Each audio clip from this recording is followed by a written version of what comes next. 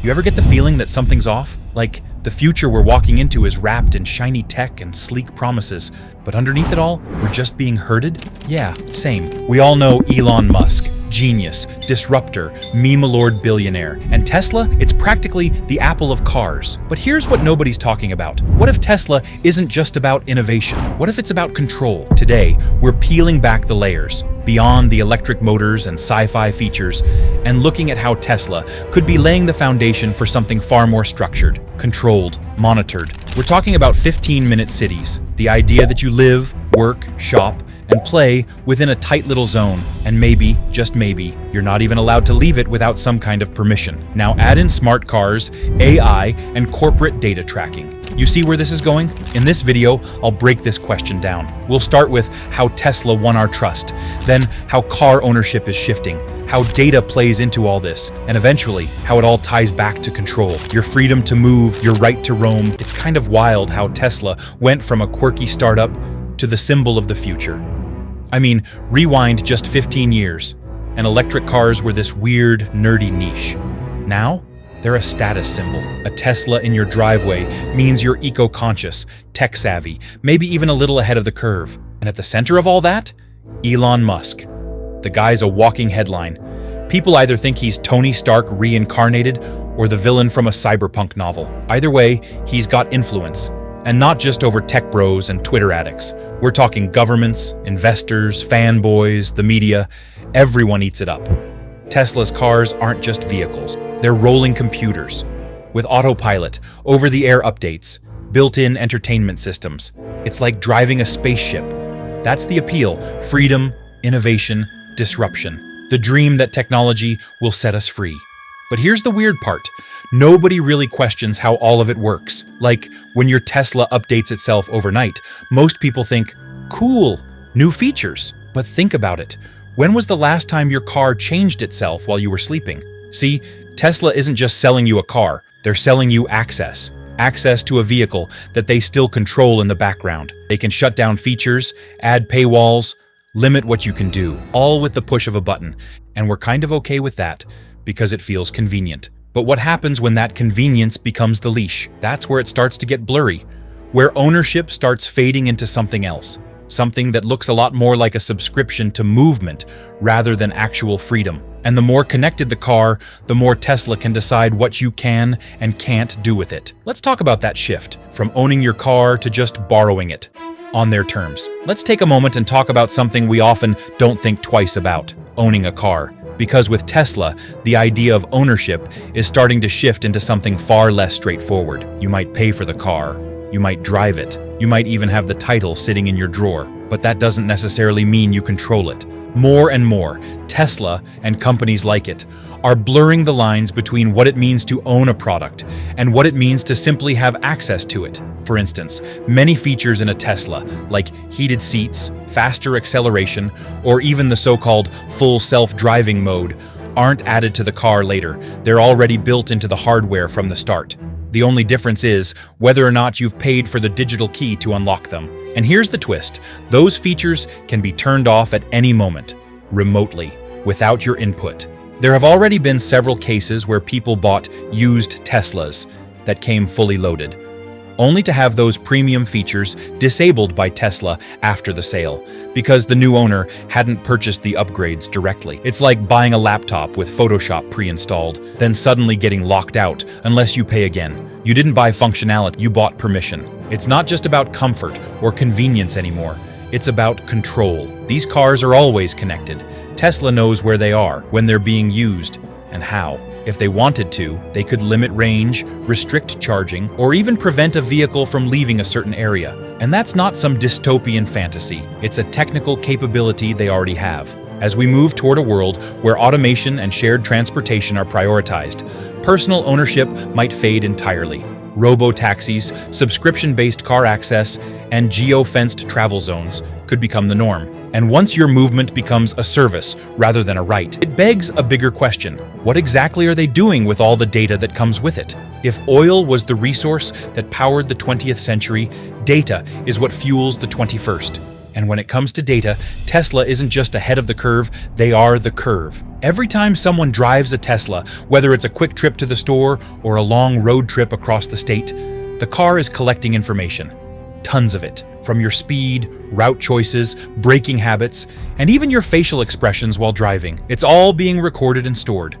And unlike the gas stations of the past that just sold you fuel and left you alone, Tesla is harvesting a kind of invisible currency that you don't see, don't control, and probably never agreed to in any meaningful way. It's not just for improving the driving experience or making autopilot smarter, though that's the story we're sold. This data can be monetized, analyzed, and potentially even weaponized. Think about it.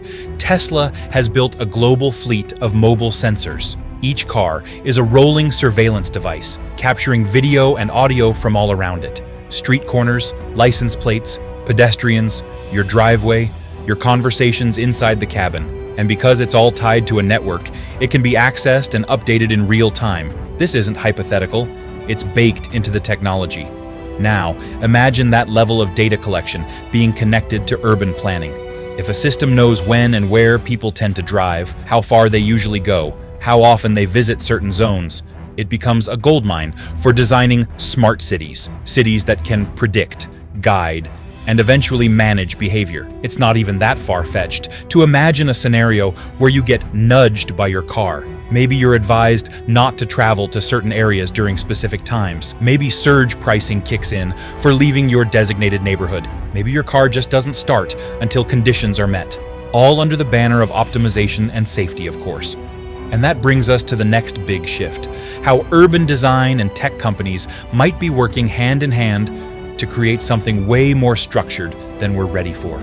So let's talk about this thing you've probably heard floating around the internet lately, 15-minute cities. At first glance, it sounds great. The idea is simple. Everything you need, work, school, groceries, healthcare, entertainment, should be within a 15-minute walk or bike ride from your home. Less driving, less pollution, more community.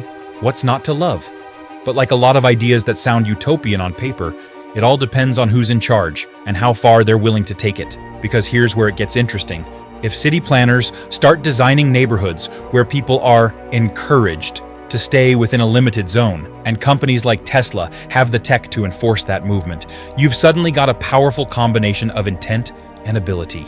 You've got governments creating zones, and private companies controlling how you move through them. We're not just talking about walkable cities anymore. We're talking about geo-fencing, dynamic tolls, carbon credit systems tied to how far you drive or where you go, all of it backed by data from the car you're in.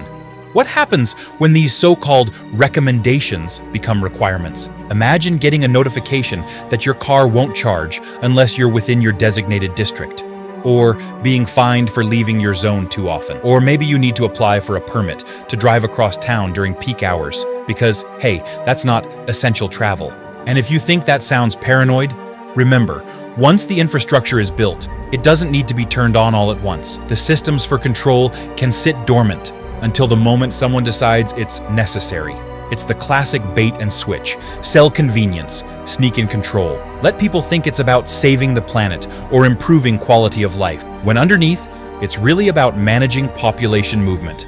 But here's the trick. They can't do it alone. They need you to love the tech first, to trust it, to depend on it, which is why the messaging has been so carefully crafted. And that brings us to one of the oldest tricks in the book, propaganda. Here's the thing. Control doesn't usually come kicking down the door in jackboots. It comes with a smile, a sleek interface, and a tagline like, "for your safety," or "to improve your experience." And that's where propaganda comes in, not the old school posters and rallies, but the kind that's baked into advertising, social media, and the way we talk about tech. We've seen it before, right? Think back to how the food industry convinced us that sugary cereals were part of a balanced breakfast. They didn't tell us to eat junk, they made it look like the smart choice, the cool choice. Tesla, in a way, is doing something similar. It's not selling you a car, it's selling you a lifestyle, a belief system, one where freedom means letting go of responsibility, because your car will drive for you, park for you, update itself for you. It's frictionless, effortless. And that's exactly the point, because the more dependent you become on systems that run themselves, the less control you actually have. And that's the sleight of hand. They tell you it's all for your benefit, while slowly removing the mechanisms that let you choose differently. People rarely question something that makes their life easier. Autopilot? Amazing. Route optimization? Sure. Scheduled charging to save the grid? Why not? But it's a short leap from convenience to compliance. At first, it's suggestions, then it's guidelines, then it's rules. And by the time you notice, your ability to opt out is long gone. This is where marketing turns into manipulation. And it's not just car companies doing it. Tech firms, city planners, even governments are all on the same wavelength. Make it sound efficient, make it sound ethical, and the public will buy in willingly. And if you push back, you're framed as the obstacle to progress, as someone clinging to outdated freedoms. But where exactly is all this progress heading? Because once you start merging smart cars with smart cities, you're not just changing how we drive, you're changing how we live. Every system of control needs infrastructure, not just laws or rules, but physical things, devices, sensors, networks, and platforms that actually enforce behavior. And right now, quietly and efficiently, that infrastructure is being built all around us. We're talking about more than just charging stations and solar panels. Cities are being outfitted with smart traffic lights, license plate readers, facial recognition systems, and real-time monitoring tech embedded right into the streets. Electric vehicles, especially ones like Tesla's, don't just interact with this system. They feed it. They provide the data that powers the machine. And this isn't theoretical. We already have neighborhoods where cars can be remotely disabled. We already have zones where traffic is algorithmically managed based on a city's sustainability goals. Once self-driving cars become widespread, it's not hard to imagine a future where manual driving is banned altogether. For safety, of course. Or maybe you'll need a digital pass just to access certain parts of your own city. And none of this would be possible without the very things people are celebrating: AI navigation, real-time traffic data, connected car networks. That's the paradox. The systems that promise more freedom on the surface are quietly building the walls beneath it. It's like a velvet cage. You don't see the bars because everything feels customized, comfortable, and smart. But make one wrong move. Drive outside your allotted zone. Charge your car during restricted hours, maybe even express the wrong opinion online, and suddenly your access is limited. You're not banned per se, just quietly throttled. We're watching the creation of a world where movement isn't a right. It's a privilege, granted by systems most of us don't understand and definitely didn't vote for. And as all of this gets normalized, one group benefits the most: the companies who own the infrastructure, control the data, and set the rules. Which leads us to a very important question. What exactly is Elon Musk's role in all this? Elon Musk is a fascinating character. Equal parts genius, troll, entrepreneur, and icon. Depending on who you ask, he's either saving humanity or slowly turning into a real-life Bond villain. But here's what makes him different from almost any other tech CEO. People trust him, even when they probably shouldn't. He's positioned himself as the anti-establishment billionaire. The one who says what he wants on social media, trolls politicians, and makes bold promises about Mars colonies, free speech, and decentralized tech. But when you zoom out a bit, the picture starts to look a little more complicated. This is the guy who owns the most advanced private car company in the world. The guy behind Neuralink, which is working on brain-computer interfaces. The guy running Starlink, a satellite network that could control global internet access. He literally builds tunnels underground and has contracts with NASA and the US military. That's not exactly rogue outsider energy. And when it comes to Tesla, the company's mission may be to accelerate the world's transition to sustainable energy. But at what cost? Autonomy, privacy, control, these are things slowly being eroded under the radar. And it's all happening through systems people are lining up to adopt. Because let's be honest, people don't think of Elon as a threat. They think of him as the smart guy who makes cool toys. He's got that Tony Stark aura, and it creates this illusion of benevolence. Like, hey, it's Elon, he wouldn't trap us in a tech-driven panopticon, right? But whether he intends it or not, the tools Tesla and his other companies are developing are perfectly positioned to become instruments of control in the wrong hands. And that's the key. These systems don't need to be misused by him. They just need to exist long enough for someone else to flip the switch. So what happens when all these moving parts, cars, satellites, surveillance, city planning, start working together? That's when we step into the future. Not the one we were promised, but the one we've been quietly guided toward. So now we're here, standing at the edge of a future that feels more sci-fi every day. We've got smart cars that update themselves, cities being redesigned around digital infrastructure, and a growing culture that celebrates convenience over autonomy. All the pieces are falling into place, not randomly, but deliberately. At the heart of it, we're being sold a dream, a clean, efficient, optimized society where traffic is gone, carbon is low, and everything you need is just 15 minutes away. No need to own a car, no reason to go too far. It's all perfectly planned, perfectly contained. But dreams like that come with a cost. And if we're not paying attention, we won't realize what we've given up until it's too late. Bit by bit, feature by feature, we're handing over the steering wheel. Not just literally, but metaphorically. We're trading freedom for functionality, independence for integration. And it's not because people are evil or trying to trap us. It's because systems, especially digital ones, tend to drift toward control when left unchecked. Not overnight, but gradually, like boiling water. You don't notice until you're already cooked. The real danger isn't Elon Musk. It's the blind faith we put into any person or system just because it feels exciting or efficient. It's thinking the tools we use every day can't be used against us later, but they can. And history tells us they probably will. So the next time you see an ad for a smarter city or a new car that practically drives itself, ask yourself, who's really in control here? And more importantly, what happens when they decide to take that control a step further? Because the truth is, we're not just driving Teslas, we're being driven by them. And the destination, that's still up to us. But only if we're paying attention. If this made you think, even a little, don't just scroll away. Share this video. Start the conversation. Because freedom doesn't disappear all at once. It gets redesigned, rebranded, and repackaged as progress.